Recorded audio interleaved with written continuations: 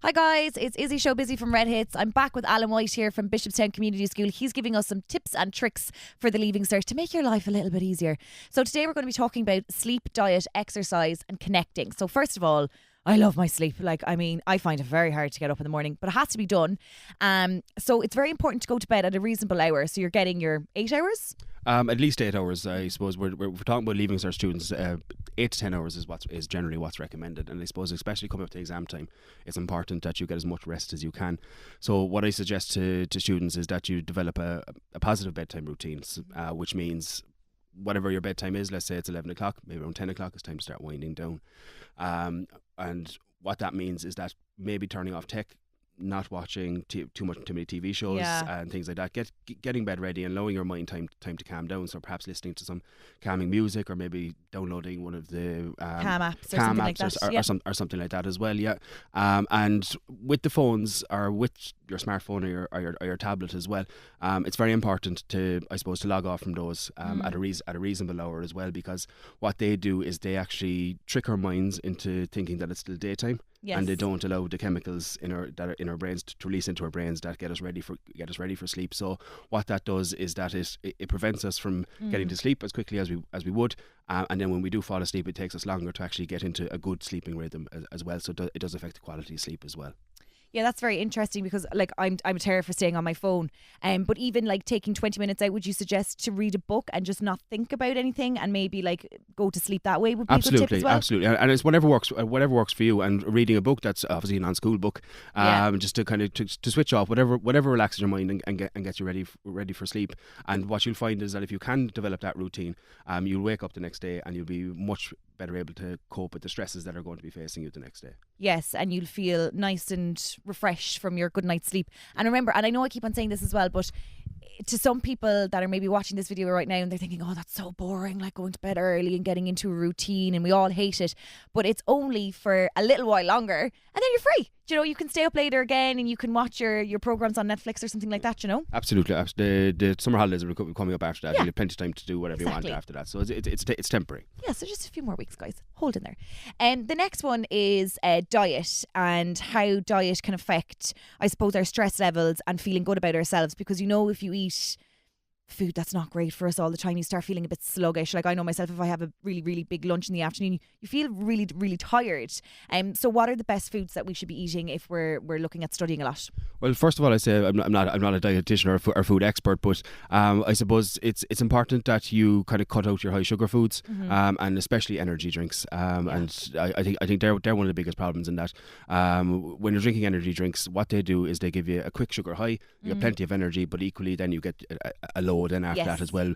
And what you're looking to do when you're studying, getting ready for exams, is to have a level amount of energy, and I suppose slow release foods would be the best ones to do that. So I suppose your oat porridge, your oats, your grains, and things like that as well. Just slow release energy foods, but also not to forget treats at times as well, because it can't be right all the time. Exactly. Do 20 minutes, have a little bit of chocolate, come back again. You know what I mean? Exactly.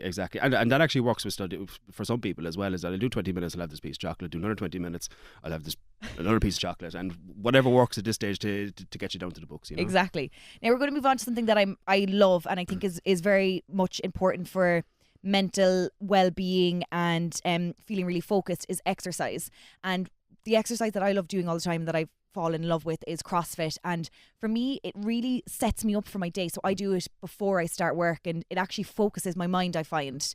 And there's just so many benefits for it, especially if you're feeling a little bit anxious in yourself and you switch your mind off by doing something where you're not particularly thinking about what you were thinking about an hour ago is so important. So it is important to do exercise when you're studying, and I feel like a lot of people might fall into the category of stopping doing it because they think it's not important.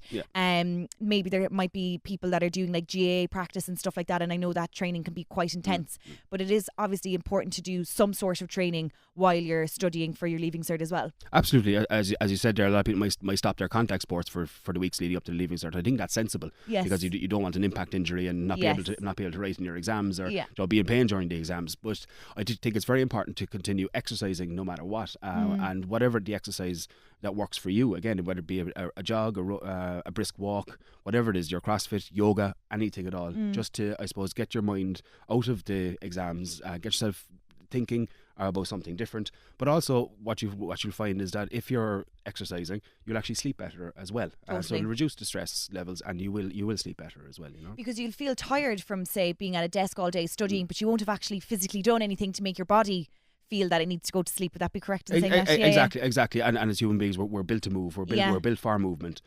So we do need to keep going with that as well. And I know that me personally, I feel better on the days that I do exercise. Totally. Yeah. The last one here now is connecting. And sometimes when we're studying, you might be a little bit angry with the family. They're getting in the way of what you need to be doing. But it's important to have maybe a little bit of time with your family and friends, which would probably relieve the stress that's going on, because it can't be study 7 days a week all the time. You need to let yourself kind of laugh and live a little bit throughout everything. Would I be right in saying that? Absolutely. And I think connecting with the important people in our life is very important, especially this time when we might be a little bit more stressed. With our family, I suppose what we often find is that there can be a little bit more stress in the house in general, and there might be a few more arguments and things like that, but that's all very normal. But it is very important that you do connect with your family and discuss any concerns or any worries that you might have about the exams as well. And there's often a lot of help at home there for young people. With friends as well, I think it's important that you stay connected with your friends. You don't isolate yourself away just doing the books, and that discussing your concerns with your friends, I think it makes it a little bit easier, because you realise, hang on, everybody's feeling the same way as I'm feeling now, and they're all a little bit stressed about this. But I would give a word of caution there as well, that look, when you're connecting with your friends, don't just ruminate on the exams, or just keep thinking about the exams, or keep talking about the exams. Talk about normal stuff as well. You're there for a break, and talk about whatever interests you normally talk about, whatever they may be as well. And again, it just gives you a bit of headspace, Perfect. Alan White, thank you very much. So just to recap there, sleep, diet, exercise and connecting with your family is still very important during exam times. So for more extended tips, you can check out redextra.ie, and we're going to have more videos on our social media channels in the next few days.